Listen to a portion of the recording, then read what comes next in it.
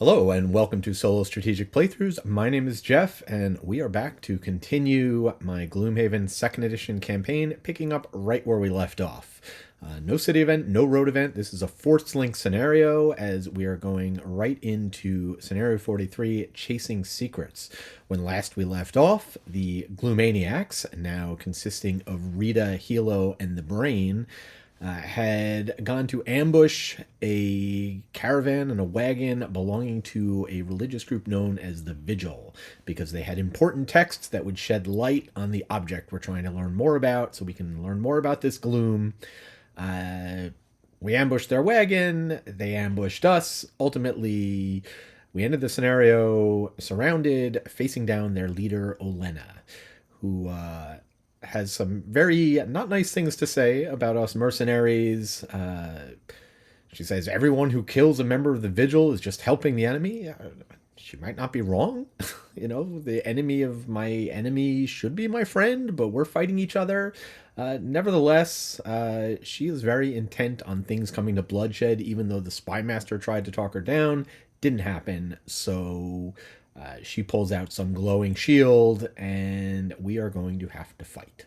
You can see we've got 43 now on the map. That's a sticker that goes right over scenario 42. That's just below me on the left side of the screen. As I said, no road events. So let's take a look at the initial layout of the scenario. So you can see here, I was able to fit the entire map board on the screen. This is the layout. We've got this starting area here, picking up where we left off, although I don't know where Olenna ran off to. But I'm sure we're going to face her because that is the one other character in the scenario. It is a boss scenario. But first, before we can make our way up to this door here, into what I assume there's no other doors, so that's going to be one large open area, we are going to have to deal with a couple of hounds, a couple of guards, and a stone construct. Fortunately, they're all pretty far away from us. I can start anywhere in these first two rows. The furthest the hounds can move is a move 5, the elite can, so I should be safe where I'm at right now, which means probably going to want to go at the end of the round or as late as I can. Let the hounds go first, let the city guards go first, then move in and start wrecking things. But before we do that, got to go over and figure out which cards I'm leaving behind and what my battle goals are. So we'll start off with the Brain, the Harrower Plague Herald. And before I get into his battle goal and his cards, just a couple corrections from last time. As I think I put the note in, you cannot play Blistering Buboes for targeting no enemies, so I should not have gotten those 2 XP. However, I have a nasty habit of not giving him XP when he just plays single cards that aren't it. So just kind of going through the video, the net result that I missed it 3 times, and then so then -2 that I shouldn't have gotten. He is actually at 150 XP. He's not going to be able to level up till he goes back to town. But that taken care of, for his goal, he is going to be the egoist, which just means he wants to collect lots of loot. No problem.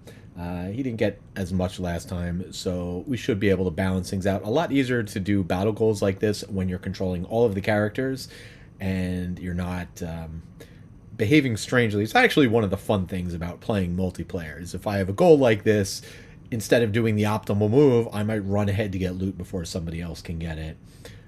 Because you are not supposed to reveal your battle goals. I think it's more fun when you don't. In any event, I do know exactly what I'm doing. Should be able to get there. For cards I'm not bringing, I will probably never bring the card that allows him to heal himself, given that I am in service of the Blood God for the personal goal, trying to make sure I take damage. But one card I did want to get in, pointed out in the comments last time, and I did not want to cut, was the Biting Gnats. So I made sure to get it in this time. I'll even be playing it on the first time. So you can see there the other cards I left behind, for the most part, pretty standard. Next up is Helo, the human sawbones.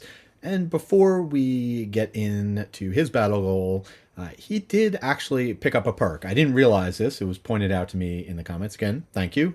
Good to be learning these things. And it is right there in the rules that as soon as you gain a perk, whether it's through check marks or whatever, you get to apply it immediately. even if it's outside the downtime phase. So, in the case of a level up, you still have to do the level up to get that perk, but I'm pretty sure. But in this case, getting a set of 3 check marks, as Helo did last time, he's able to get another perk. Again, I'm going to, at some point, I will do the one that puts in his extra healing cards, but I still want to tighten up his deck, especially with a boss fight coming where I expect I'm going to have to do more damage. So I removed the -1, replaced it with a +1. Now, for his battle goal, he is a sleeper, which means he just has to make sure that he has a card in hand every time he rests. Okay, that shouldn't be a problem. He is usually pretty resilient, occasionally giving himself med packs. Cards I'm not bringing. This has kind of become the standard package for him. I don't need the move 5s now that I've got his boots to let me move 3. I did log. He's bringing 4 faction items into this scenario, so he'll get 4 more votes that he's rallying for the upcoming election or whatever it is in his political career. That's his personal goal. I was aware in some of the cards, as I thought about trying some other things, of the fact that it is a boss fight. I do want to make sure I keep my generic healing ability. I think I've found that to be really useful. And especially with having to take rests a little bit more often than I might otherwise to do the battle goal, I don't really want to be losing cards too much. I just looked up and realized I was missing a card. I also am not taking Battlefield Medicine. He's level 4, so 6 cards have to get left behind. And finally, we've got Rita, the Quattral Soothsinger, and her battle goal is Opener. So just have to make sure she kills the first enemy. And again, if her summons does it, that counts too. So that much I'm sure about. So again, with coordination, should be able to pull that off. Mixed hers up a little bit. Took out some cards I usually bring, just in favor of... Part of what I'm thinking is, can I get her to level up by the next scenario? She's currently at 179, so she needs 31 XP. Playing scenario difficulty level 3, so she'll get 10 there. She completes her battle goal, that's another 8. Then I just need to pick up 13, which is more than I've usually done with her. So I made a point of taking more cards that can give me XP. Also, I brought Wearying Chant back into the mix. That's a song that lets me disarm enemies. Has not been very useful for a while now. We keep fighting cave bears. Finally, a scenario with no cave bears. So I imagine I will not be able to disarm the boss, but I can certainly use it on everything else. So we go into round 1. No scenario effects. I don't even know the goal of the scenario. I do have to... That'll be revealed once I get into the large room. It'll have something to do with the boss, but I know I'm probably going to have to kill the enemies in front of me to get there. As I mentioned, they can't get to me in the first round, as far as I can tell. I guess it's possible I could take a ranged attack from the guard, but I'm not even sure he'd be able to get in range to do that. So I think I'm pretty safe to let the enemies go first. So I've got my guys going pretty late. So they can start getting attacks off towards the end of the round, getting effects out, starting to set things up for next round. For Rita, she does get to start with a note, and I'm going to have her start with a base note since I'm going to be generating a treble note. Now let's go ahead and check out in Xhaven what the enemies are going to do. So I'm on 76, 79, and 91, and the enemies are going to both be before that. Guard's not even moving. Hounds are going to be moving either 2, which really means only 1, or 3. This is actually not great, but because they're kind of spreading out a bit, they're going to be moving away from the guard. What can you do? Yeah, this was actually a pretty bad draw for me. I will just have to make the most of it. The guards are not doing anything. They're just attacking and shielding.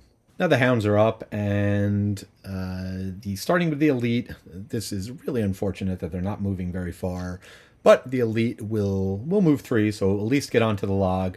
I like my 3D printed terrain, but not so good for the logs when enemies are standing on it, so I'm just going to use the regular one, and now this guy will go 1, 2, 3. Then the non-elite will go ahead and move up 1. And that's going to do it for the hounds. Now the Plague Herald is up, and when I was going through the last video, I was thinking it would be nice if I could show you guys which ability I'm choosing on the top and bottom, and then it occurred to me, yeah, I could easily program to that. I'm using a custom app I built in FileMaker to show the cards. So here we go. I've got an overlay kind of darkening the ones I'm not using. So you can see that I am going to be using Biting Gnats, and actually better than I thought. I forgot it was range 5, so I am still going to be able to throw an attack at both of the hounds. All right, we'll start with the one attack against Elite, and I really am slumming at this game as no city event, no donation to the Great Oak, no blesses. But we'll go ahead and do a one attack, which is still pretty good, better than a bless. That's going to be 3 damage to the Elite, and then to the non-Elite is maybe 2 damage. So not bad, and they are now both plagued. I'll then use the bottom of the other card. I will... can't poison everybody because the guard didn't move up. But there's also no range limitation on this. So I will go ahead and target the non-elite and poison the elite.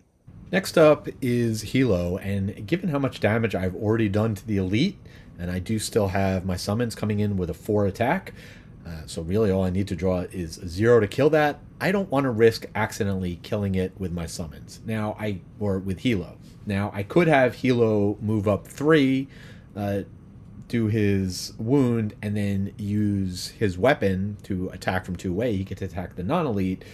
The problem with that is it doesn't do me any benefit, again, to wound the hound, which I'm hoping to kill. And if I don't, I do not want it to die from the wound.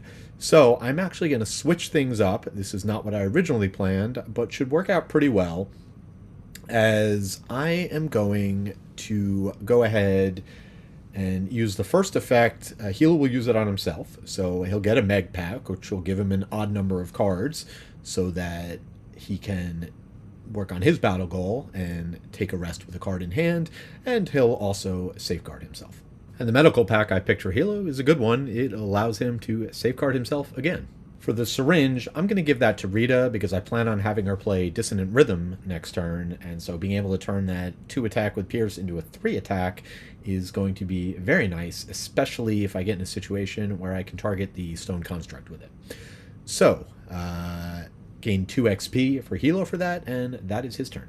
For Rita, I do want to make the most of her movement, so I'm going to have her move 4. 1, 2, 3, 4. Then we will go ahead and use the Power Orb, which, if you missed the video, is something I picked up from the Arcane Library. That put a city event into the deck. I then was fortunate enough to draw that city event, complete it, got the Power Core into play, which is a summons. It lets me bring a Steel Golem into play. It has 5 health, 3 attack, and move 2. Of course, the other thing we finally did last scenario was give that construct a name. His name is Dan, because he is very steely, and he is Steely Dan. Steel as in steel, just like my kids like to name their stuffed animals. A tiger named Tiggy, a shark named Sharky, a duck named Ducky, and so on. But now that I've summed him in, I can go ahead and use Onward to Battle to give him a 4 attack against the elite. And here's hoping Dan can get the job done. It's a 4 attack plus 1 from the poison, so a 5 against 5 health, and that is going to do it. Also, my songs won't advance, but I don't have any songs in play. However, 5 damage does take out the hound, no retaliate, and I have, just like that, achieved the opener battle goal. Actually, technically, the Stone Construct should have gone first, but as you can see, it's not doing anything. It's just whacking something near it, unfortunately, not the guard, so it is done, and that is the end of round 1. So for round 2, my main focus is on the 2 enemies up here, and everything kind of flowed from choosing the Soothsinger first, knowing I wanted to get that song into play, knowing I would need a bass note, so I'll be able to give one of my allies movement.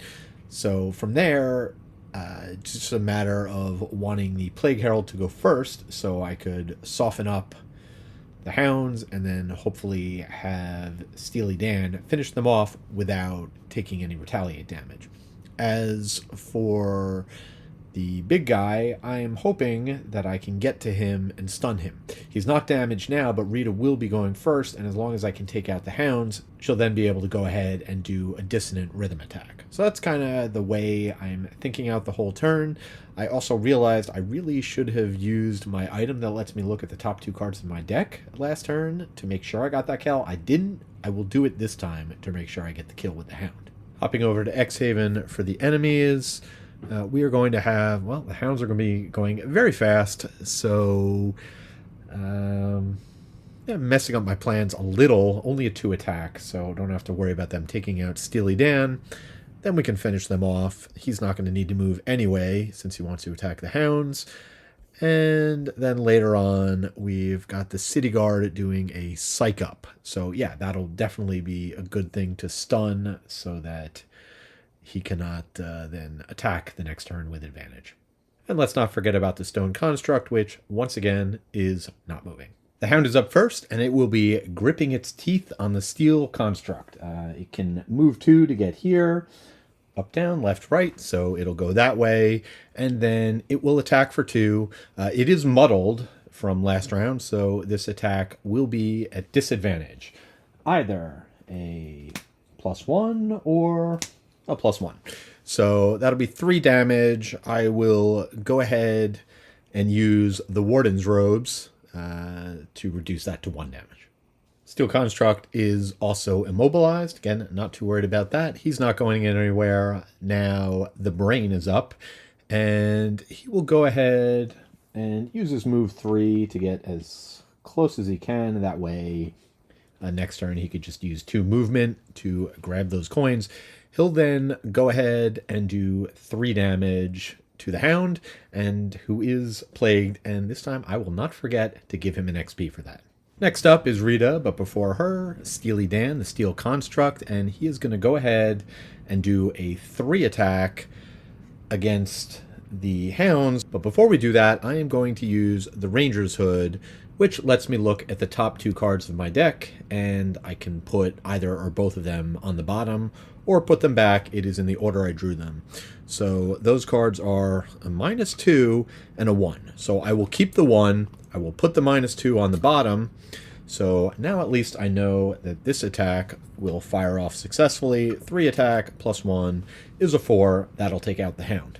And you notice with the cards, I realized I did not have Marching Beat up when I was showing you which cards I chose, only because I made a mistake and just clicked the wrong thing.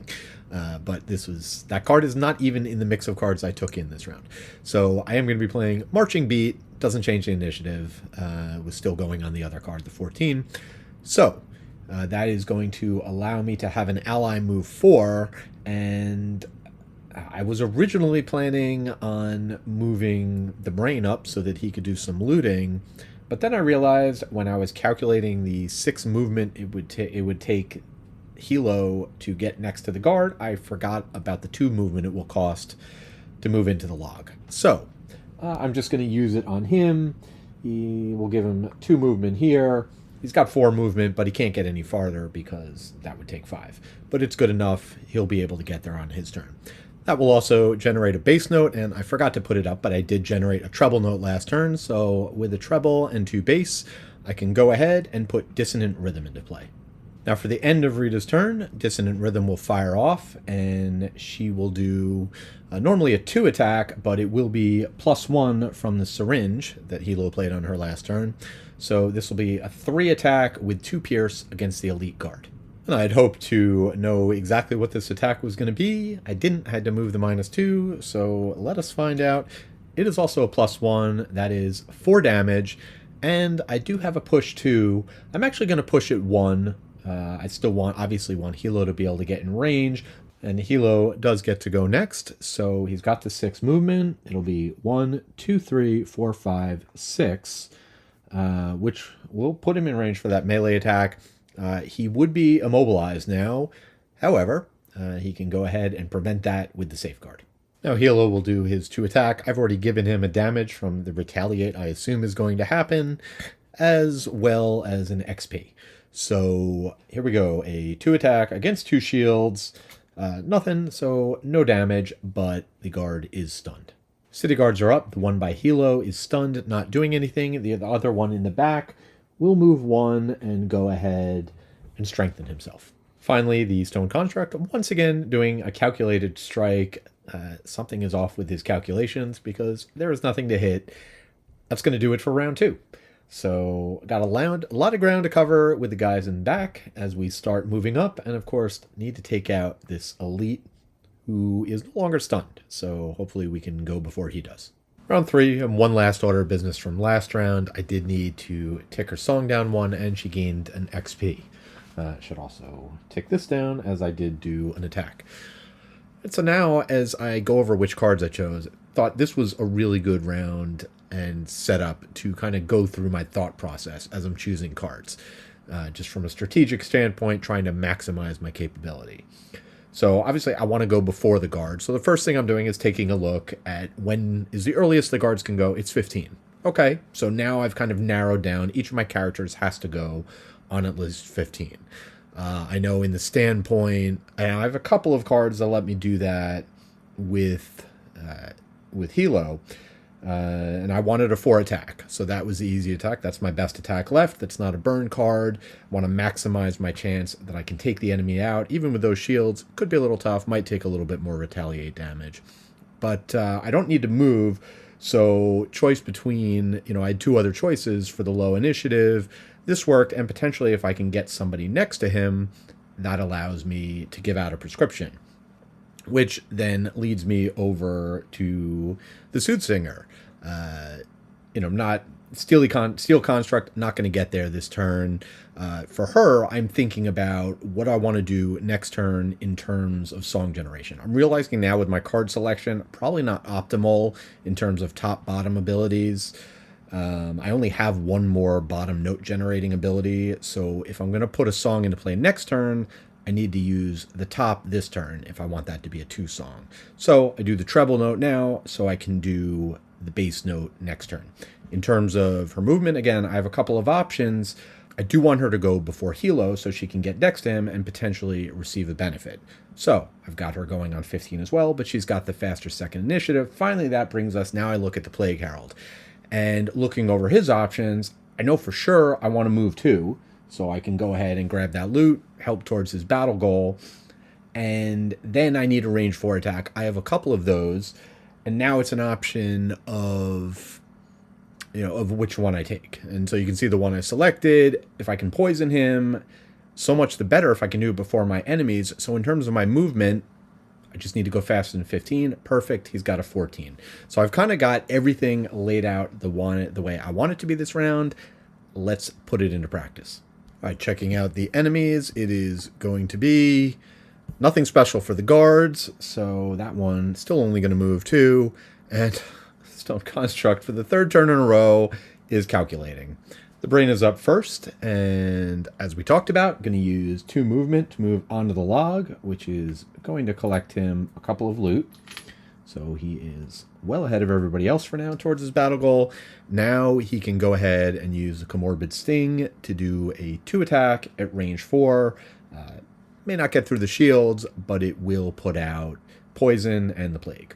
Base 2 attack, and alright, so no damage. Next up is Rita, and with 5 movement, she can go 1, 2, 3, 4. I could move up a little bit more, but I am doing a ranged attack. No reason to give myself disadvantage, so I'll just hang back there. And now, using increased cadence, I will be able to do a 2 attack at range 2, but with the poison, it'll actually be a 3 attack. And that is going to be...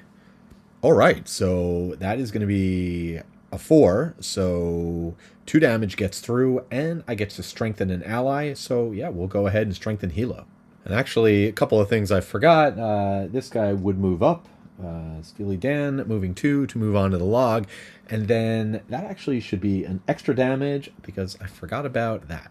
And realizing there's a very good chance that this next attack could kill the guard, I'm actually going to give the strengthen to the brain instead. That way, when he goes up next turn, he'll be able to take advantage of that.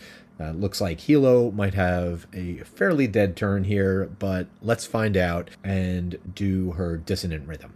So this is base 2 attack, up to a 3 with the poison, up to a 4 with the syringe, and -1 is a 3, almost, against 2 shields. Oh no, it's got Pierce, so yeah, I killed it. Now, at the end of Rita's turn, which I've already declared the end of the turn, I am looking at my hand and realizing the one card I have that generates a note is the song I want to put into play. So in this case, I am going to go ahead and use my stamina potion so that I can get back my only other card that generates on the bottom. Yeah, I did not take a good mix of cards here in terms of being able to get songs into play. I'm going to definitely have to think that out, but I'm going to go ahead and get this card back. And that will also let me move Steely Dan up so he can get involved in the action. And now it is time for Helo's turn. Helo has no targets, so he's not going to be able to attack, but he is going to be able to give out a prescription, which I think could be useful, as he can give this to Rita so that she can prevent negative conditions. And again, this is something I checked the FAQ on. If you prevent getting poison from the Plague Herald, it does not prevent the effect from happening. So you can still gain the benefits of giving somebody poison, and then I can prevent it. Some really good synergy that I haven't really taken advantage of yet, so let's try it this game. Helo will gain an XP for that, and now we can finish things off with the guard, who's doing nothing special, just moving 2, so he will head down here by the movement rules. And then the stone construct must be stuck in some sort of feedback loop, because for the 3rd turn in a row, it is calculating and doing nothing. So last but not least, we're just going to tick this down to mark the end of the round, and now we can get ready for round 4. For this round, we've hopefully got the guard coming our way. If not, I can run up to meet him. But I'm going to be having Rita go first so that she can get her song into play and then disarm that guard. As well as move Steely Dan up closer to the action, and we'll kind of be able to do positioning once we see what the stone construct is going to do. Then it'll actually be the Plague Herald going later in the round so that he can get advantage, do a nice big 4 attack, and poison the guard to help us get through those shields. And then on 79, I'll have Helo go and probably run up and do an attack.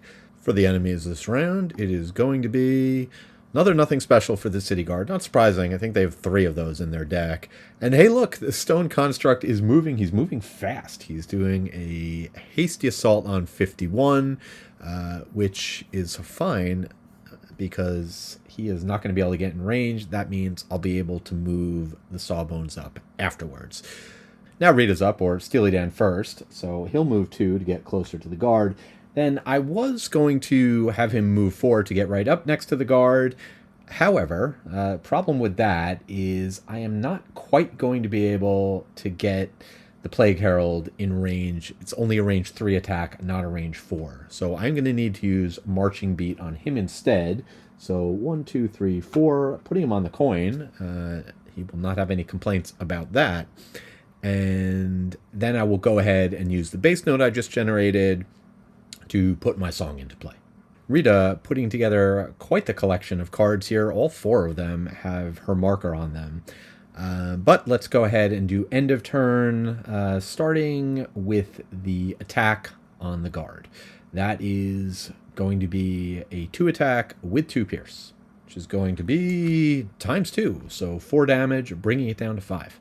And once again, I almost forgot about the syringe, which had 1 more activation. Heck of an attack there, as that is actually a base 3. So that's going to be 6 damage. Boy, that card paid off even better than I thought. Maybe I gave up on these prescriptions a little too soon. So, that said, I still now do have the option to push the enemy, which is interesting because by pushing him back, I could then disarm the stone construct. And if I were facing an attack from the stone construct, that would be a good idea, but I'm going to leave him where he is. This way, he's in range of the Plague Herald. So that's it for that, and then I will go ahead and disarm the closest enemy, which is the guard. Next up is the Brain, who with his move 2 also could give himself advantage. But he's already got advantage from the Strengthen, so I'm not going to use the move yet. I'll start with the attack. I'm probably not going to use the move at all since I'm sitting on a coin, but we'll go ahead. This will be a 4 attack with advantage against the guard. Might be able to take it out. Here we go. First option is a 0. Second option is a times 2. So no blesses, but you wouldn't know it. That's 8 against 2 shields. He did.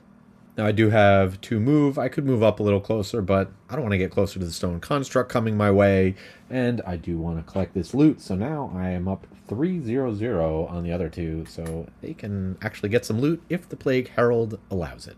Next up would be the guard, but he's dead, so it is the stone construct with a hasty assault. He's going to end up moving 2 over here.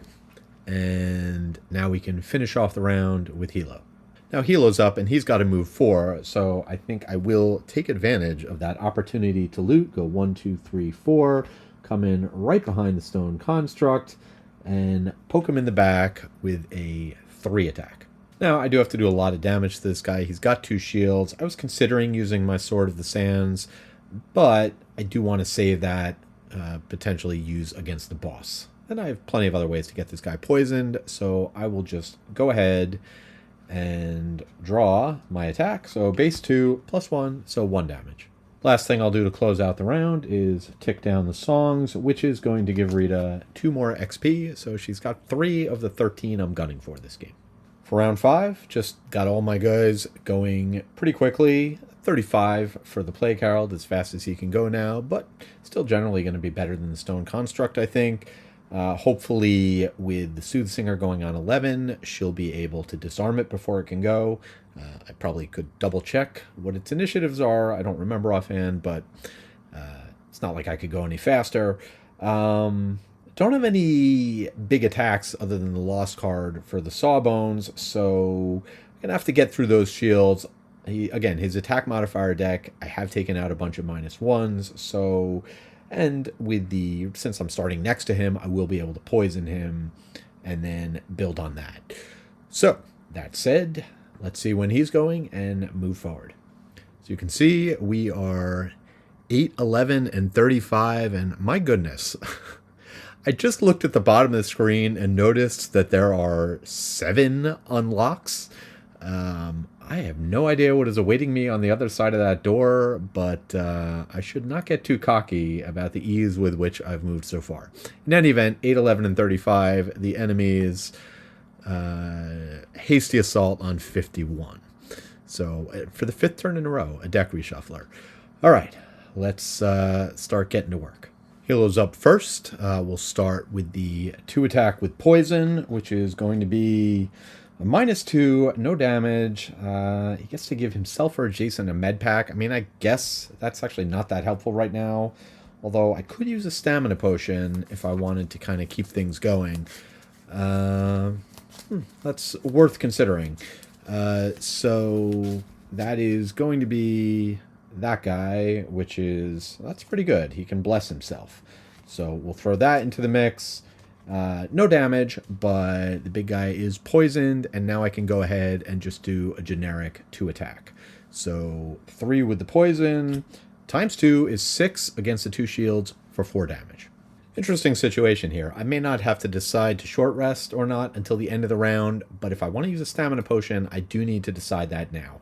I've got 2 cards in my hand. They are both med packs. If it weren't for my battle goal, then I would absolutely take another turn. But because I want to keep my battle goal going, and I think I can make this pretty useful, I am going to use my stamina potion now. And I'm going to get back to syringe because it's been doing really good work for me. So I would love to get that back into play. And then kind of the way things work out, I can probably at that point afford to leave both prescriptions in play when I do rest. So I'll do it for Helo's turn, and now Rita is up. First up will be Steely Dan, who has not been a major player here. He's only able to move up 1, although he did get a kill. So now for Rita, actually I think he's gotten a couple of kills. So I guess he has been a major player. Never mind. Now for Rita's main turn, she is going to be able to do a move 3. Shield doesn't matter because this guy is not going to be able to attack. And then I can go ahead, I can move an additional 2. So I think I will get myself a little bit closer to the door and then go ahead and do a ranged 3 attack and generate a base note. So this will be +1 from the poison, so a base 4 attack. And here's hoping for something good. Not that good. -1, so just 1 damage. Now for the brain, this is pretty interesting. He is going to go ahead and do the attack. Probably not going to do any damage, but might get lucky. We'll certainly get the curse out. I could poison an ally, Helo in this case, to gain an extra attack, an extra target. Not going to be able to do anything with that target, but the advantage of that is that I could then use the bottom of the other card, give a plague counter to the big guy. And if I were planning on going again with the brain next turn, that would probably be useful, but as of right now, I'm thinking he might short rest or long rest. So a lot of shenanigans, not going to bother with that. I will just go ahead and do the attack. Base 2 attack with the poison, and, well, there you go. Upside down, but a ×2, and yes, I did shuffle. So that is a 4 against 2 shields for 2 more damage. Stone Construct is up. He's doing a hasty assault. He's disarmed, and he doesn't need to move since he's already adjacent to the Sawbones, so nothing on his turn. That is the end of the round. We will tick this down again. Actually, the last ring for the brain, since he's not doing anything with the bottom card, I am going to have him move up 2. It doesn't change anything with the disarm and all that, but gets him a little bit closer to the next room. So I did decide to go ahead and take the long rest with the Plague Herald. He doesn't gain any life or cards back, hasn't used any items yet, but it does allow me to choose which card I lose. And that can be a pretty big deal. I want to be able to go in with all my firepower. So, spoiler alert, you can see what I'm losing, but let's go ahead. I'm hopeful that by having Rita go early, I'll just be able to have the summons take him out. We shall see. All right, not super speedy for the crew this turn, except for Rita. 64, nothing special for the Stone Construct. Move 1, attack 4. Let's see if we can finish him off first. Steely Dan is up first, so he will move up and attack the Stone Construct, who wins in the battle of Steel versus Stone. Base 3 plus the poison, so 4 attack is 2 damage. So close, but not quite. And for the rest of Rita's turn, I am just going to have her move a little bit. Want to keep her next to the Sawbones. Though I'm not even sure I'm going to play the Syringe. I do have to decide, but I did want to get the song into play so that I can at least get some XP out of that and also grant some extra movement. That'll do it for her turn. Then I will be able to move somebody. Since the Plague Herald is resting, we will move him just up a little bit closer. And that's it for her turn. Now Sawbones up, and it is decision time. There are a few different ways I could go about this. I could let this guy live, or I could just do a generic melee attack instead of giving out the syringe. And that's actually not so bad, because then I can just let the other prescription go when I rest, get it back into my hand. And what I do know I do want to do is go ahead and give myself that safeguard, very useful when I do the move 6. So, all that said, now we just need to see if we can kill him generic to attack. +1 from the poison, so odds are pretty good.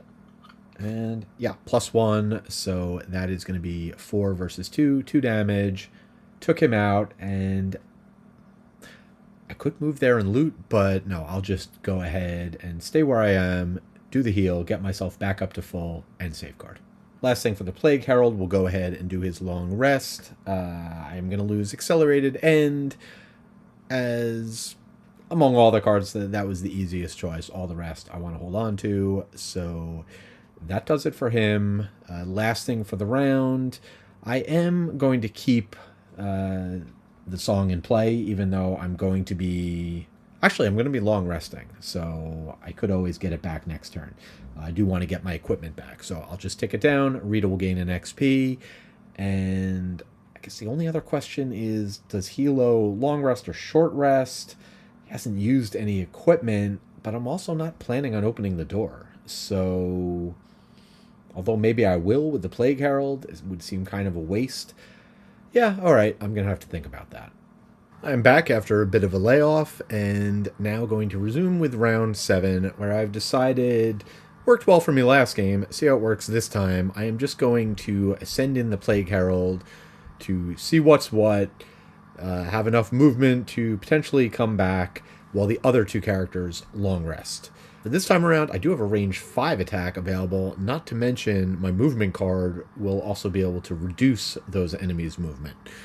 So, let us go ahead and take a step in and see what's on the other side. Okay, there's so much going on here, I had to take my sweatshirt off. Let me run through it. So, no narrative text to go with this. I thought there'd kind of be something, but we have just opened up into this clearing where Candlekeeper Trice is hanging out. It's a bookshelf, but I think it's probably actually supposed to be the wagon. Not sure. There's no rules about it. It's lettered, but I won't know what's going on until I defeat her. She is a boss. She has 75 health, and I still don't have a scenario goal, but I do have to bring her down to 0 health. I know that much.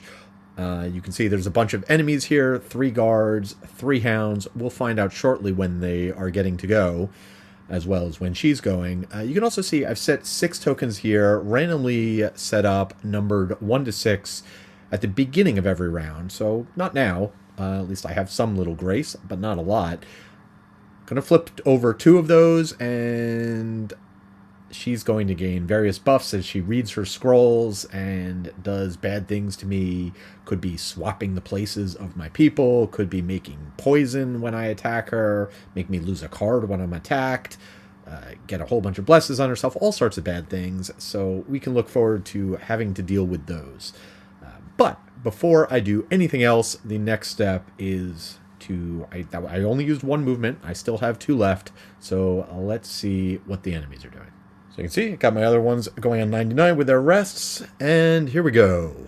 Hounds are pack hunting. So I am not going to be able to get away from that. Again, I don't so much mind. And the hound will go first, so it won't get the pack bonus. I do need to take some damage, so I can get my battle goal, personal goal, all of those things. Least of my concerns right now. But so pack hunting for them. The others are going to move into the fray. City Guard just moving 1, so don't have to worry about them. And Lingering Strength, Special Sheet 1, C Monster Sheet. I'm not even sure what she does, so I'm going to have to take a look. All right, so here is Candlekeeper Trice's boss sheet. So on Special 1, which is this turn, she's not doing much, just healing herself 3, moving 4, doing a line attack, I guess of fire, of value 4. If there's fire, that's also going to wound, and she's going to generate light. And I've got these other 6 enemies out here. I have to say, I've done very well. I've had a couple of close calls, but I feel like I'm pretty good at Gloomhaven. This feels impossible. And maybe just, Special 1 obviously not going to get drawn every time. Special 2 not looking much better. But we will continue to press forward and see how this unfolds. Just need to figure out where I want to end up and then fire off some attacks. Now, I think for the Plague Herald, this seems pretty straightforward. I do want the Steel Construct to come in and be able to attack the hounds when it goes on 99. So I will just back up 1.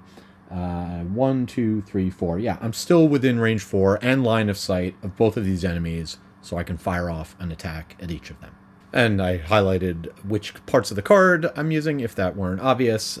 So with the Biting Gnats, first we'll do a 1 attack on the hounds, and that is going to be nothing and a heal 1. So sure, I will heal up Steely Dan back to full.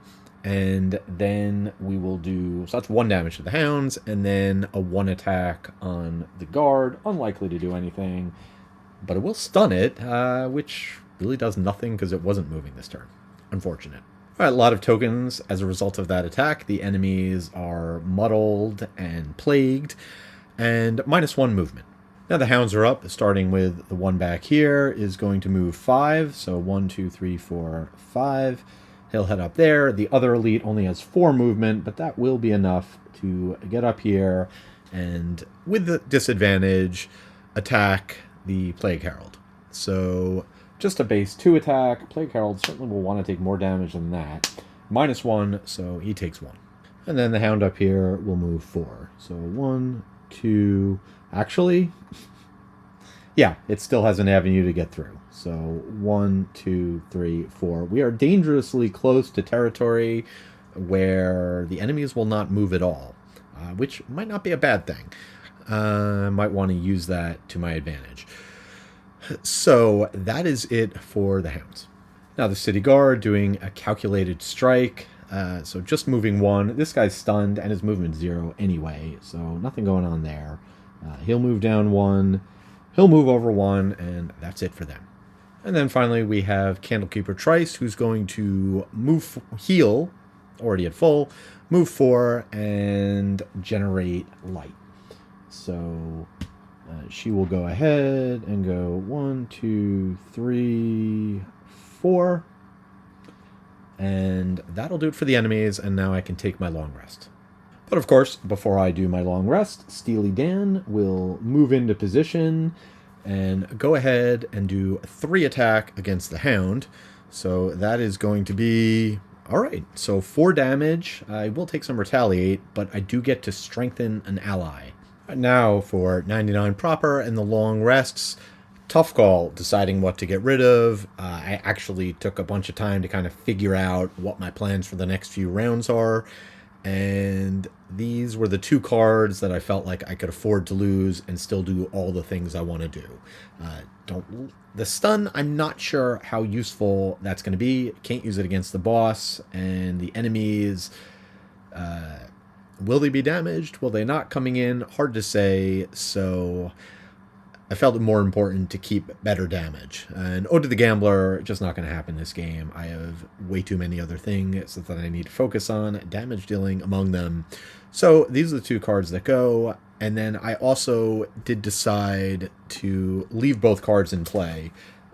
Wasn't positive about that, kind of trying to figure out whether or not it made sense to have them in my hand, but I think they'll be more useful in play. At the end of Rita's turn, I will activate Mobilizing Measure to move Steely Dan out of the way so that Helo can get into the action, and then I will tick this down 1, and now I can get set for round 8.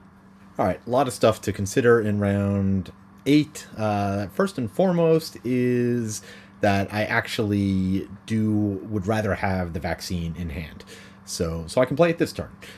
So just going back to the long rest, I am going to bring that back into the mix so I can play it now. That way, I do want Helo going before everybody else, hopefully before any enemies fill in that empty spot so that he can move up and attack. Going for broke with the other 2, starting to use lost ability cards.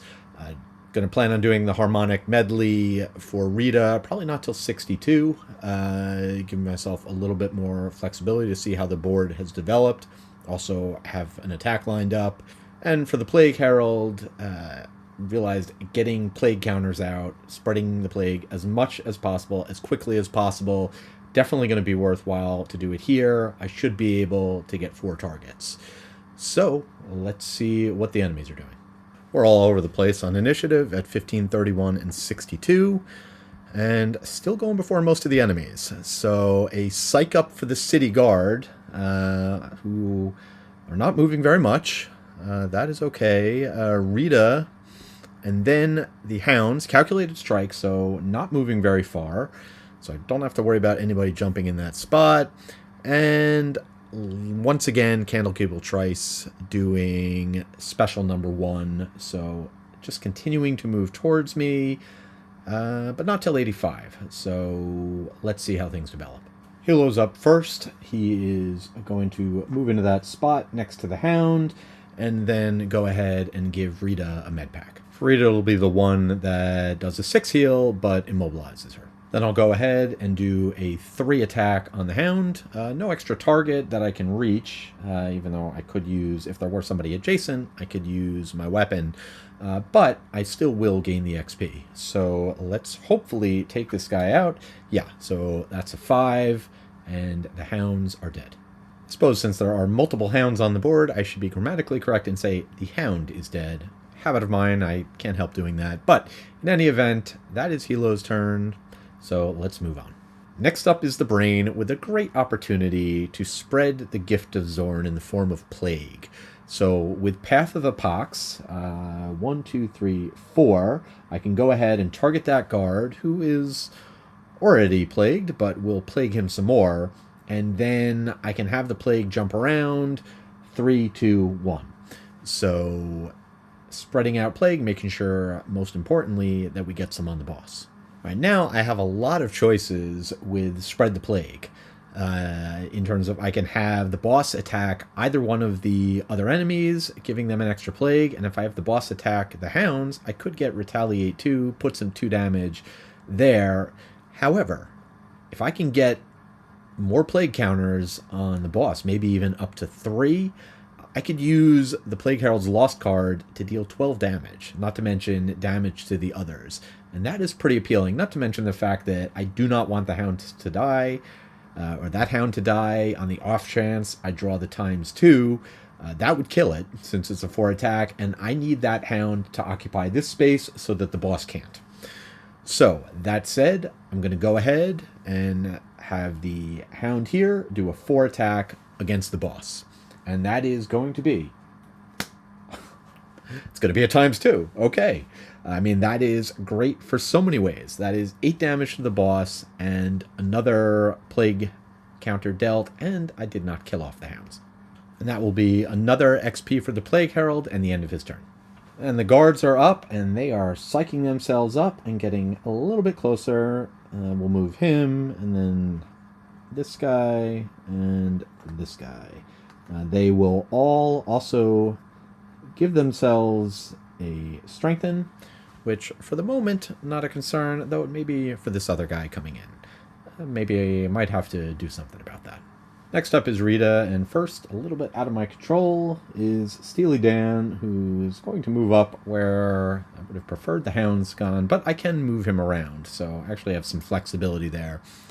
Now for her turn, I am going to go ahead and, let's see, I think before I do anything else, I'll do the attacks first. Probably it depends on which 3 songs I'm putting into play. I was originally going to put the Power Ballad into play, but I think I'm going to have myself in a better situation if I am able to attack this, the elite guard, who's getting in range to attack me, and push him away too. And of course, I would need Dissonant Rhythm to do that. So I'm going to play Harmonic Medley, and I decided Dissonant Rhythm is actually going to be better, because when used in combination with Wearying Chant, it gives me a lot more control over who I end up disarming. And since I can't disarm the boss, I do want to be able to position to be able to push the boss back to set myself up for another target. So, these are the 3 I'm putting into play. Also nice that for the next 4 turns, the boss is going to be muddled, because I have a feeling she is going to be the highest health for quite a while. Really, until we kill her, most likely. So that's the first action. I get 1 XP for putting those 3 into play, and then I still do have another card ability. With Increasing Cadence, I can do a 2 attack at range 4, so I will go ahead and target the hounds. Actually, I just realized I never actually strengthened an ally, but I also realized it didn't matter, because it was actually before Rita's turn that the Steel Construct got that ability. Everybody else would have gone and not attacked. So now, on to the attack, just a base 2, +1, so 3 damage to the hound. That also generates a treble note, and it muddles the hound. Doesn't really matter as we work our way through the cards. The first thing I'm going to do is the Dissonant Rhythm. So it's going to be a 2 attack on the nearest enemy, which is the Elite Guard, Pierce 2, and I'll be able to push it. That attack going to be -2. No damage. C'est la vie, but we do get to slide it back a bit. And then I will go ahead and disarm the nearest enemy that isn't already stunned or disarmed, and that is going to be the hounds. After that, I will go ahead and do 1 damage and muddle the enemy with the highest health. That is going to be the boss. Last thing for the end of Rita's turn is the Mobilizing Measure, and I realize the hounds only get to move 2, so I don't actually have to move him back. But I do think something interesting I can do here is I'm actually going to move him up over to here, and I don't know how long he's going to last this time, but I have said that before, and Steely Dan has managed to stick around. But we'll put him there, and now we'll move on to the hounds. It's calculated strike. The elite's moving 3, so he'll go 1, 2, 3. And then the non-elite just moving 2 and disarmed, so will not actually get to attack. And that's going to do it for them. Next up is Candlekeeper Trice, who is going to heal herself back up to 69. Nice. And she's going to target Steely Dan, as he's the closest, but then she's going to put herself in position to get as many targets as possible. So with her move 4, she'll move right into the thick of things, which is exactly where I want her. She'll then do an attack going after 3 enemies in a line, so she'll go ahead and attack the Steel Construct and the Plague Herald, who is very happy about that. This attack will be at disadvantage from the muddle. So, first, against Steely Dan, it is either going to be 3 damage and a poison, or, hey, a curse. Curse is good news, we will take that. Then it is going to be a 3 attack at disadvantage against the Plague Herald, either 0 or 0, so 3 damage. He is not upset about that at all. Last but not least, on her turn, she will once again generate light, pushing that back up to strong.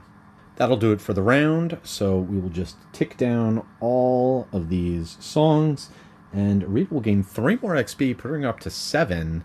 The dream of getting to 13 still very much alive, and I have to say, the scenario looking a lot better. With the enemies coming into me, I'm going to be able to start unloading damage on Olenna. I can absorb the damage she'll deal out, and so far it hasn't been that much. Especially, like I said, she's going to be muddled from here on out. So, let us move on to round 9. And actually, before we go any further, I realized that at the start of this round, I forgot to draw tokens for the Candlekeeper to see which scrolls she's activating. Do need to do that, and see if I hopefully won't need to backtrack anything, but let's find out. It would have been number 4 and number 2. So let me take a look. So the first effect, she would have given herself, that's number 4, she would have given herself 2 shields. So she was only attacked once by the Hound, so she would have taken 2 less damage. So I gave her health back. The other effect is that all of my characters, actually everybody on the board, should have been muddled. Doesn't make any difference, only 1 enemy attacked, and that enemy was her, and she was already muddled. But all of my characters should have been muddled, so I am going to see how that might have changed their attacks. First up was Helo, who had drawn a +2 on his 3 attack against 3 health Hound versus a 0. Okay, still would have been enough. He would have taken it out. Then there was Rita's attack against the Hound, which would have been which had been a +1 for 3 damage, but she should have drawn the -2, which means that Hound has not taken any damage yet. And then finally, Rita did an attack against the guard, which we thought was a -2, but it should actually be either a +2 or a 0. It did have Pierce, so he takes 2 damage. Now, for the start of round 9, before I choose what cards I'm going to play, let's see what scrolls she's doing this time. It is going to be number 1 and number 6. All right, I believe the proper saying here is, not great, Bob. Not great. But none of these things are good. It's actually only the first one that really is aggravating, which is she is going to safeguard, strengthen, and ward herself, and also bless herself. So I shuffled a ×2 into the enemy attack modifier deck. The other one is that all the enemies are going to have +2 to their movement, except for her. That's fine. You know what? Bring them on. Let's get them all closer together. I've kind of bottlenecked things now anyway. So that also means that I know what she's going to do next round, because you run through all the tokens before you redraw, so I can kind of factor that in. One other thing going back is when a character is attacked, they have to discard a card. There was an attack, just one attack against a character, and that was the Plague Herald, so I had him discard Comorbid Sting. Not too bad. just changes. I had to decide what I'm going to do a couple turns in advance. He went from an odd number of cards down to an even. So not that big of a negative effect. The one plus side is I do now know which 2 scrolls she's going to draw next turn. One of them is going to swap the farthest character with the closest one, although right now they're all equidistant from her. We'll see how that ends up. And the other one is that whenever I attack her, I'm going to poison myself, or if I'm already poisoned, I'll take hazardous terrain damage. So can kind of keep that in mind for next round. But for this round, just dealing with all the annoying conditions on her, and the enemies will all be bunching up. All right, so I've made my choices for round 9. I've got people going pretty fast, 14, 18, 21. I could have had Rita go on 12, but I wanted to, I think I can be much more effective with her turn if it's after the other 2 have gone, have a chance to put out poison and the like. So, I mean, the plan here, I'm going to be able to, on 14, diminish the enemy attacks. I haven't used the Scepter of Zorn, so I might use that to get some curses in the deck. On 18, I've got Helo going to be able to throw out 3 attacks, potentially, against the boss. I definitely want to do that this turn when I'm not going to get slammed for it. And then, like I said, we've got Rita also able to throw out multiple attacks between this, her songs, her construct. If it's still alive, let's find out. So again, the big gamble I took here was having Rita go on 21 instead of 12. Will it change anything? It will, as Groundskeeper Trice is going to do Accelerated Power Special number 2. But she is going to be only targeting one enemy, and that enemy, I guess, will be the Plague Herald. The Plague Herald is up first, and while he is currently the target of the attack, I realized he doesn't have to be as long as he moves, and he does have a 2 movement. But before I move him, I am going to go ahead and activate the Scepter of Zorn to weaken the enemy attack deck. I also have 3 enemies within range. 1, 2, 3. Again, it's choose up to 3 enemies within range 3, give them poison and a curse. I don't have the card on me. I think it's poison first, and I did double check. I just went back to one of my earlier videos. Also forgot, and I think I've missed this for a couple scenarios, my apologies, is that I have to poison myself in order to make that happen. So the Plague Herald will give himself poison, and then it is the poison effect first, so that will be swallowed up by the safeguard on the boss, but still 3 curses and both hounds are poisoned. We'll then use Nightmarish Affliction, and I will poison Rita so that I can do 2 attacks. The first attack will be at the Candlekeeper, and actually, before I do that attack, I think I am going to move away, so it's not at disadvantage. And, yeah, I'll just slide back 1, so I can still target the Hound at range 4. So, incoming, 2 attacks. The first one at Candlekeeper Thrice, just a 1 attack against 1 shield. And that is going to be, sadly, not a +1. Against the shield, no damage, so that does not get rid of the ward, as I was hoping it would, but having removed the safeguard, she is poisoned. Next up, the attack on the Hound, which is already poisoned, so a base 2 damage. That's 2 more curses in the monster attack deck, plus an XP for the brain, and that'll do it for his turn, and now the boss is up. And I was wrong about that first attack. Candlekeeper Trice does not have the shield yet.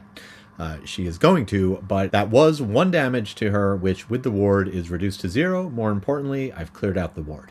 Now, she will give herself a shield, and then her target is going to be, she's got 2 people right next to her, so she'll go lowest initiative. That is going to be Helo the Sawbones, and she will be doing a 6 attack with Pierce 2. However, that is going to be reduced to a 4 attack, thanks to the blistering buboes, and she does have, that's what the green 2 is, keeping track of how much plague she's got. she's already got advantage, but she's going to, from the strengthen, but she's going to consume the sun anyway.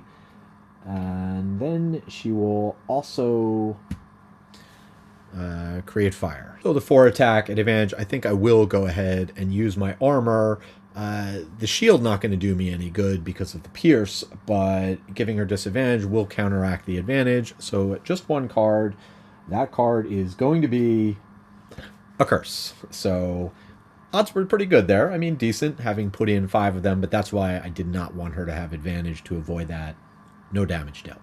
So for the Candlekeeper's turn, and now we can really focus on getting some damage in. Well, she's already poisoned, but you can never have too much poison, so we'll start with do no harm in the opposite meaning. We plan to do a lot of harm. This will be a 3 attack with the poison already on her for +1 for 4 damage. Then I'll go ahead and switch to teamwork, doing another 2 attack, 3 with the poison, another +1, 4 more damage. Actually, I did mention saving Sword of Sands for the boss, so I am going to throw that into the mix, which is yet more poison, which maybe I should save in case she heals herself, but I'm not too worried about it. Also, I forgot about her shields, so I do have to subtract a couple damage, but I am giving her a wound. Alright, so with the shield, she's back up to 65, but now I'll go ahead and finish out teamwork, giving Rita a chance to do an attack. That will be a 3 attack, 4 with the poison, and a miss. Next up is Rita. We'll start with Steely Dan, who is going to target the lower initiative. That is the Candlekeeper, so 3 attack, +1 from the poison. Alright, before I do the attack, I am going to use the Ranger Hood, because I don't know if I'm going to get a chance to use this again. Of course, that lets me look at the top 2 cards. I can put either or both of them on the bottom. It cannot change the order. But let's see. First one is going to be a stun, but I can't stun the boss. So, well, let's see what the other one is. The other one, +1 strengthen an ally. Okay, so yeah, I'm going to leave that on top. I'm going to put the stun on the bottom. It doesn't do me any good right now, and I don't have to worry about drawing into my miss since that's already there. And then I will go ahead and draw for the attack. So it was a 4. +1 is 5 against the shield, 4 more damage. And I think I'll be able to take good advantage of giving the strengthen to Helo, since he's probably going to be able to attack on Rita's turn, and then potentially again on his turn. So that is going to do it for Steely Dan. Very effective. Now into Rita's main turn, I am going to go ahead and do Onward to Battle, giving a 4 attack to Helo. So this will be a 4 attack at advantage with the benefit of the poison. That is either going to be a -2 and give himself a Meg Pack, or somebody else, which could be very useful, or a ×2. Yeah, I think in this case, I'm going to have to go for the ×2. The 4 becomes a 5 with the poison. The ×2 makes it a 10. Now with the movement, a bunch of interesting options. I was thinking I might just send the Plague Herald back for the coin, but I actually... I still want to keep him in line to be able to do ranged attacks. Going to be very interesting next turn. So I'm actually going to move him up here. I'm not even positive what I'm going to do. I can go a couple ways with him next turn. But just in case I want to get off an attack, let's keep him within range of the boss. So now I also I do get to generate a note, just 1, even though both cards generate. And I'm going to choose a treble note, which will kind of set me up to eventually maybe put Power Ballad into play. Now for my litany of end of turn effects. Let's start with the Dissonant Rhythm. We will go ahead and do 2 attack with Pierce and Poison against the boss. And no disadvantage, as this is considered a melee attack. So ×2, so that'll be 6 damage. And I will use the push to push her back 2. That's going to set things up exactly where I want them for next round.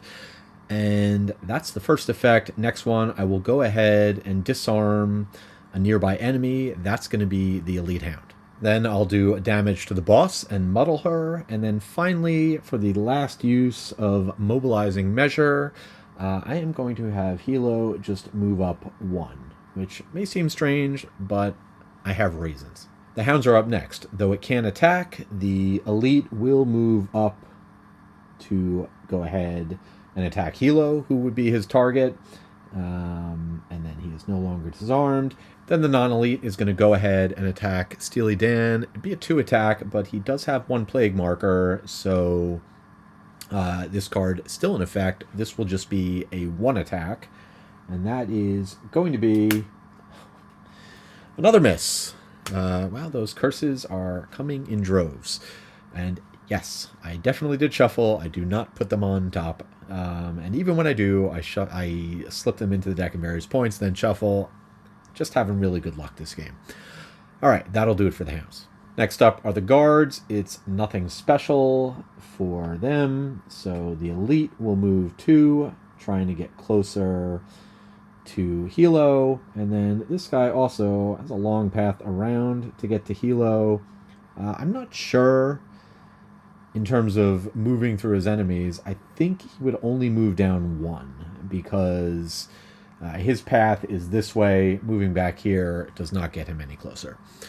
So, in any event, it would get him any closer. So, yeah. That being said, that is it for the guards. Except I totally forgot about the poor guy all the way back here.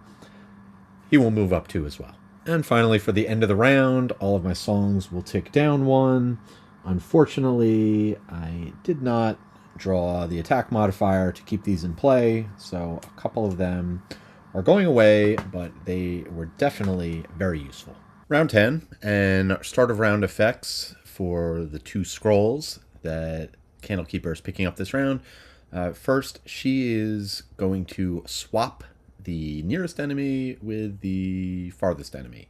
In that case, there are 2 nearest enemies in Helo and Steely Dan, and the furthest are Rita and the Brain. So in that case, I do get to choose, so I will swap Helo and the Brain, which, as long as that area doesn't get clogged up, which it shouldn't. I don't think the guards can go faster than... No, the guards certainly can't go faster than 8, so should still be able to do what I want to do. Possible the hounds might get to attack early, in which case their target would still be Steely Dan.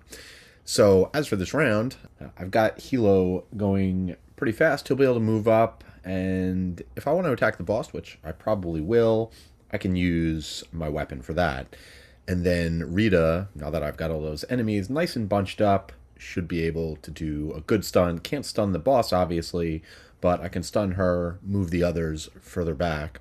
And then Plague Herald, probably not attacking this round. I think I might do his loot card to hand out some wards, and then start getting the damage every turn going. But let's see where the enemies are at, and I can make that decision when I come to his turn. It is going to be, well, a harrowing howl for the hounds, but fortunately they don't need to move, and since I moved Helo out of the way, he is not going to get muddled, so that actually worked out really well. That also means I'll be able to stun them after they do that, so that they won't be able to attack next turn. Candlekeeper is doing special action number 2 on 11.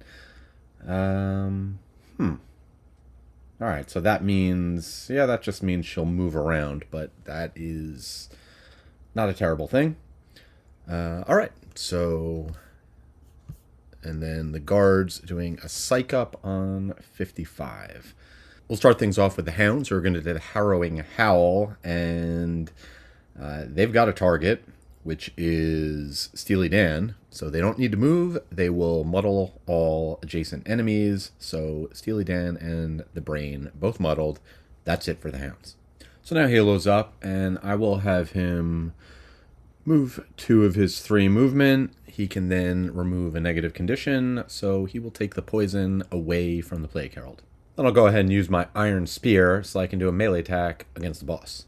It's going to be a 4 attack plus 1 from the poison, so a 5 attack is going to be plus 1, so that's a 6, and she does not have her shield up yet, so full 6 damage. Would be immobilized, but she's immune to that.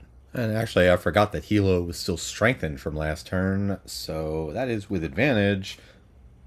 Even better. So a 6 damage becomes a 10.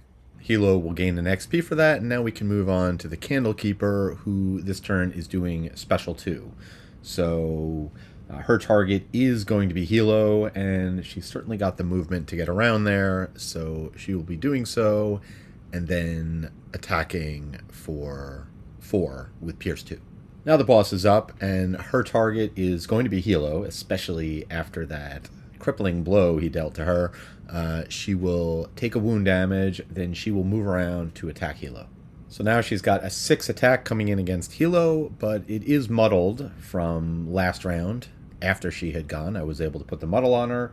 So that is going to be either a +1 or a +1. So 7 damage. I may just want to lose a card for that, but let me take a look. So I think I will play this safe just the way the cards work out too. I'll go ahead and lose a card to prevent the damage.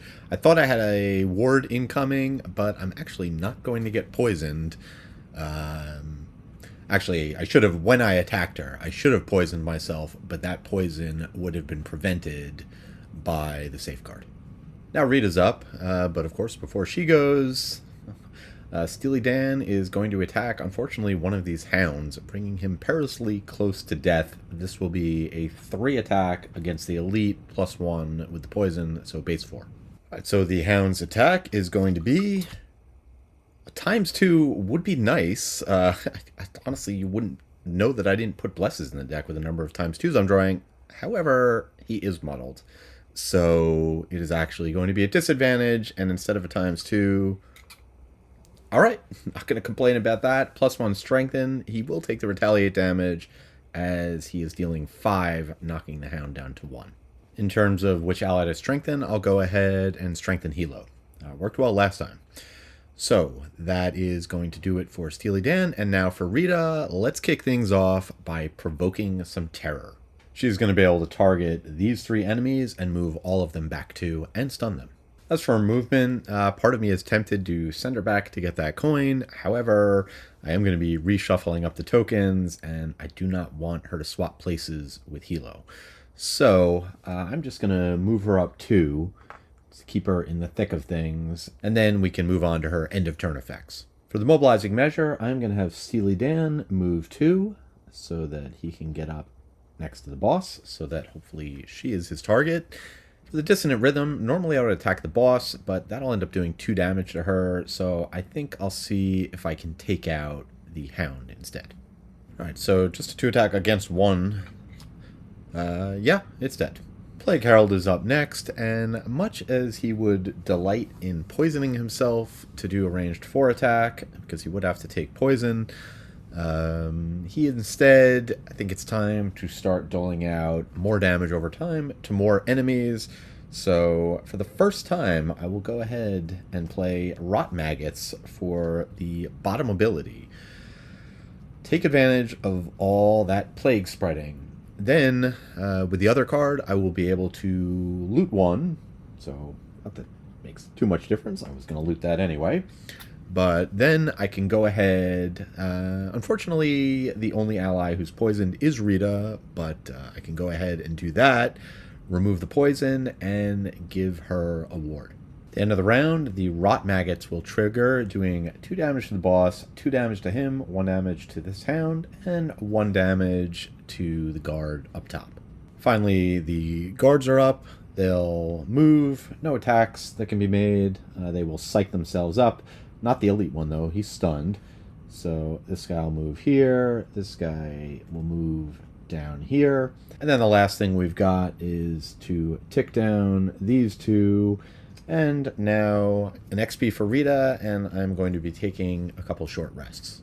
One other thing I forgot to mention is during Rita's turn, there was also the Bewildering Instrumental, so I did 1 more damage to the boss, and the boss is once again muddled. For the short rest, I'm going to lose Gift of Rot and Marching Beat. Those are the cards I randomly drew. That's fine. And now we can move on to the next round. First up, I need to see what the boss is going to do. So drawing 2 scrolls, going to be this one, a number 6, and number 1. Candlekeeper is going to strengthen, safeguard, and ward herself, as well as bless, which I'll shuffle in. And all monsters are going to get +2 movement, which I think I forgot last time. Might have made some difference, might have not, maybe just in a board positioning. But that said, we will go ahead and move forward. So this round, my plan is to get up the power ballad, spread even more plague, and have Helo continue attacking. 12, 14, and 19, going about as fast as I can. And for the enemies, not faster than that. Nothing special for the hounds, who will be moving 6 and attacking 2. But hopefully, there's only one hound, and that attack will be reduced. Alright, Candlekeeper just doing an attack. And then nothing special from the city guard, who again have plenty of movement. They're certainly all going to be able to get within attack range.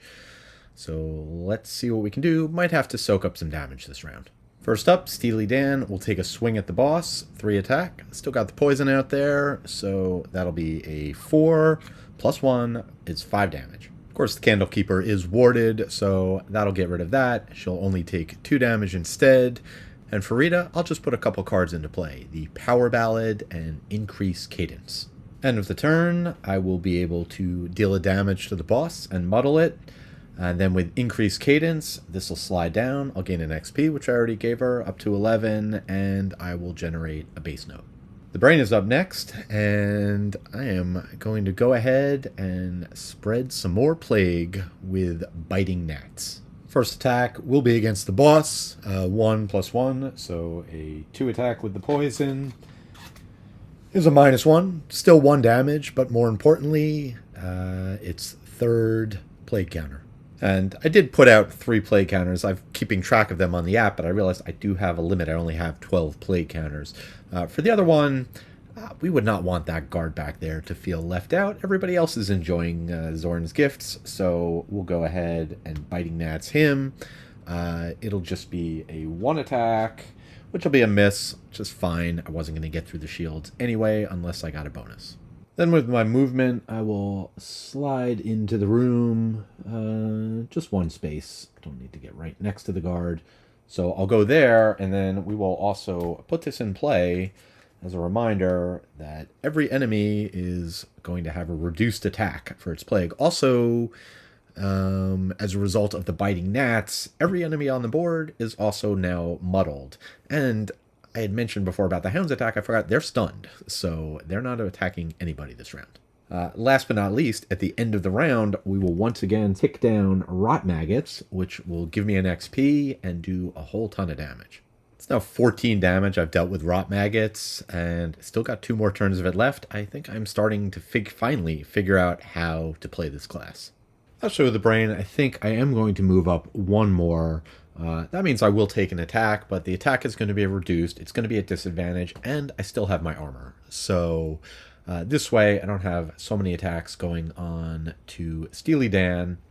I feel like he's our mascot at this point. Try and keep him around as long as possible. One other thing you can see, I knocked the boss down to 23. I forgot to apply the effects of Power Ballad for a +1 on my first attack, which was against the boss. Now Helo's up, and I am going to have him do that favorite trick of his, which is to perform a blood transfusion. Let's take some of that Holy Spirit out of Candlekeeper Trice and see if we can't transfer it over to Steely Dan. It's going to be a base 3 attack, +1 from the Power Ballad, and +1 from the poison. So here comes a 5 attack with advantage, as the Bless is still around, or Strengthen is still around until the end of this turn.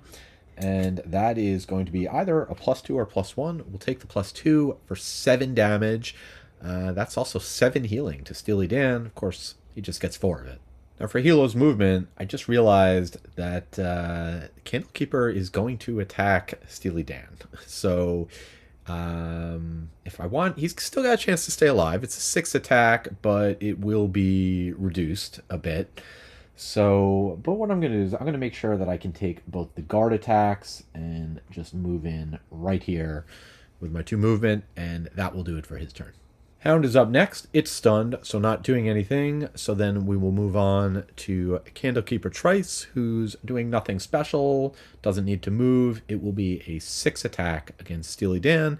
However, because of the buboes, it'll be reduced to a 3 attack. Strengthen and Muddle will cancel each other out, so it'll be straight up attack. Incidentally, early on, and I think I got this right, when I was able to muddle everyone with the Plague Herald's attack, Candlekeeper Trice was already muddled, so I don't think she gains muddle, which means I think she does still have the safeguard. In any event, here comes the attack. Straight up is a +1, so 4 damage, and hallelujah. Yeah, it doesn't have Pierce, so I can also give it a couple shields, so just 2 damage.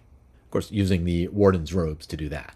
Next up, the guards are doing nothing special, and also greatly reduced in attack. So we'll start with the Elite, who is going to attack Helo. Instead of a 4 attack, he's got 2 plague markers, so just a 2 attack, disadvantage from the muddle. That will be -2, no damage. The Charmed Life continues, as we'll now do the non-elite doing an attack. He's just got a 1 sore on him, so a base 2 disadvantage is going to be 2 damage. And honestly, the brain doesn't really like using items at all. So, unless it's the Scepter of Zorn. So yeah, I'm just going to take this attack, which is already at disadvantage. It's only a 2 attack. So let's see, it is going to be, all right, just 2 damage, knocking the brain down to 2. That'll do it for the round. We will tick down both these songs. Rita will get 1 more XP, and we roll on. Lastly, I'm going to take a short rest for Helo. Does have 1 card in hand, so he keeps his battle goal going. In this case, I originally drew Curative Mixture. I do not want to lose my best initiative card, so I will take a damage, draw again, and I ended up losing Blood Transfusion. Also, in adjusting some of the numbers up there in the character panel, I realized I forgot to take the wound damage for Candlekeep Trice, so she is down to 15. For round 12, I'm once again going pretty quick. Actually, about as fast as I can go with this crew on 8, 8, and 11. Gonna have the Sawbones move back in and continue attacking the boss, who is getting low. I think if I really wanted, I might be able to take her out this turn. I don't know that I want to. I don't know if that's going to trigger the end of the scenario. I do want to make sure. I just need 1 extra round for Dot to be able to get to her 13 XP that I've been trying for. So, we'll see how things go. And I'm also going to have the Plague Herald have some enemies attack each other, so looking forward to a fun turn of lots of mayhem. And so first thing I need to do for the round before choosing my cards is to see what the Candlekeeper is doing. It's going to be 3 and 5. Well, those are not great for me, but we will deal with it. First, the teleportation is going to swap the nearest with the farthest. So, Candlekeeper not going down yet, but we are getting close. And then the other effect is when I attack, I am going to poison myself, which I guess now that the Steel Construct is not attacking the boss, not as bad. And this doesn't really change what I'm going to do. I'm still going to go as fast as I possibly can, 8, 8, and 11 here. So I should be able to go before the boss and have the Plague Herald move out of the way so that he's not the target. Then I'll have Helo go in and make an attack. He doesn't mind getting poisoned. He's used to it all the time, having to deal with those Gifts of Zorn. And for Rita, she's going to be able to make one of the enemies beat on one of the other enemies. So let's see when they're going. One quick adjustment, you can see in X-Haven as I was getting things ready, I forgot that the guards were strengthened last turn. Would have not have changed too much. The Elite was not strengthened, he was still at disadvantage. The others would have been straight up. So the first 2 cards I drew were 0, same effect on Helo, and then a 1. So that's 1 more damage to the brain, who's down to 1. Alright, so now let's see when they're going for this round. The Hound, pack hunting on 19. Candlekeeper Trice doing twin shots. So 5 attack at 2 enemies with ranged. Not great. And City Guard doing a calculated strike. So yeah, definitely some big hits coming in. They are not moving very much. In fact, they're not going to be moving at all. So, because they will have negative to their movement from the Plague Herald's card, so I should be in pretty good position this turn. So we'll start things off with Helo, and it had been my plan to move over, attack the boss and the guy down here, but I'm actually realizing now that with the cards I've got out and the abilities, I have a chance of killing both of these guards, not even letting them get a chance to attack, so I'm going to go ahead and go for that shot, not get myself poisoned. So I'm going to be doing a 3 attack to the elite and to the regular. The first attack will gain the benefit of the power ballad, so a 4 attack against 2 shields is going to be +1. I could stun the enemy, I am not going to. So that's a 5, 3 damage, enough to kill it. So before the guard dies, I am going to use Zorn's Propagation, which actually allows me to use all of his abilities, including his movement. So I could have him move and attack somebody else, but I'll keep him right where he is. He will do a 5 attack against the other guard. And that is going to be... all right, 5 against 1 shield, 4 damage. I will also put a second plague counter on the guard, and then I will resume with my attack. I do get to do a second target against that guard, so this one does not get the power ballad bonus, so just a 3 attack against the 1 shield. And that is going to be +1, and I have killed him even sooner than I thought I would. That works out perfectly. I can then use my movement to go ahead and grab some loot. Still will be one of the targets of the ranged attack, which is my preferred choice at this point. But that is going to do it for Helo.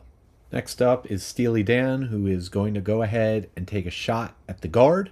That will be 3 attack +1 from the power ballad, so a 4 attack against 1 shield and stunned. Rita will now use Onward to Battle to grant the Plague Herald a 4 attack, and that will gain the benefit of power ballad, so a 5 attack, and then also the poison, a 6 attack against the boss. And that is going to be 6 damage, oh, and a rolling modifier, so maybe more. That is going to be 7 damage and a heal. Now, for her movement, I am tempted to get that coin, but that would put Steely Dan in the line of fire most likely. So I'm just going to have her move 1. That'll make her the likely target for the Hound, which is fine, as she does have the ability to soak up some damage. So that is going to be it for her turn. Oh, she will also generate a treble note, and at the end of the turn, we will once again tick down the increased cadence and able to generate another note. That's going to be another bass note, so I can put dissonant rhythm into play next turn.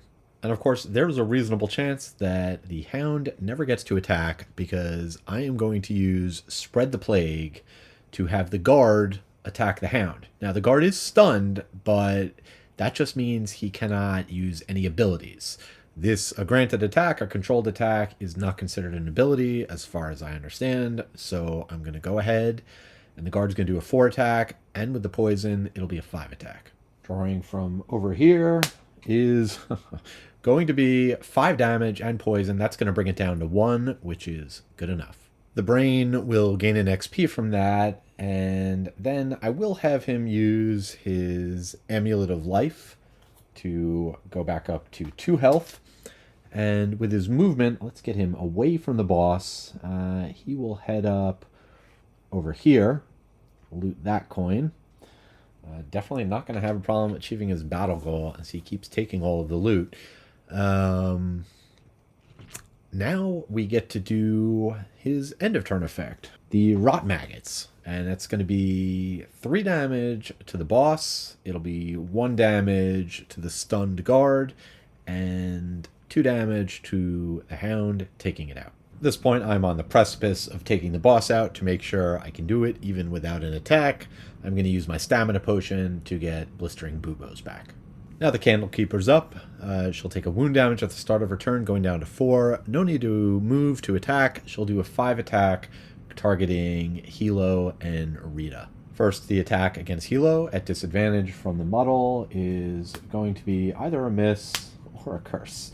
So really missed. Now the attack against Rita will be either a +1 or a 0. So the 0, so it's a 5 damage. She is warded, so she'll just take 2. Also, the Plague Herald should be at 1 life, not 2. He ended up poisoning himself when he attacked on Rita's turn, so when he heals, he's just getting rid of the poison. Last up is the sole remaining guard, who is stunned, so we will just tick down Power Ballad. Nobody needs to take a rest, so we can move right into round 13. Don't know what comes after I take the boss down to 0, but I do know that is going to happen, and it's going to happen without an attack.